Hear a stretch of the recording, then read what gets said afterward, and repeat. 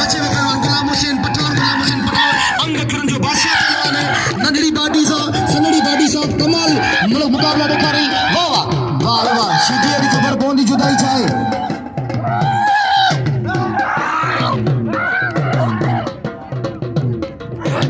ऐसा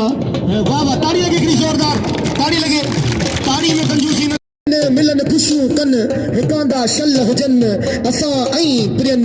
चारई अखियूं चंड में ऐं आऊं वेलकम करियां थो भलीकार चवां थो असांजे बदीन खां आयल अनाउंसर ख़ैर मोहम्मद भट्टी साहब मुंहिंजो उस्ताद मोहतरम पाए अनाउंसमेंट में ऐं आऊं अमीरनि सां सभिनीनि सां अपील करियां थो त ही बदीन खां हिते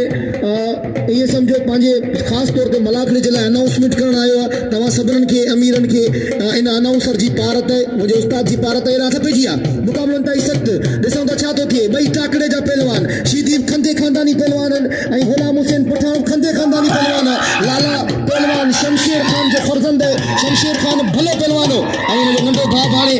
तयारी करे थो पहलवान खे पियो वाह वाह